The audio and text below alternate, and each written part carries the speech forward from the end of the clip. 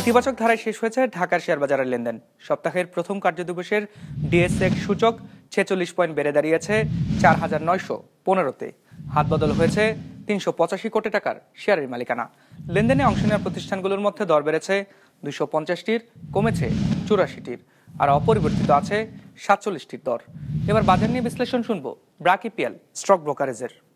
আজ DSEX index close হয়েছে ৪,৯১৫.৭৫ পয়েন্টে, যা গত বৃহস্পতিবার থেকে ৪৬.৭৩ পয়েন্টস বেশি।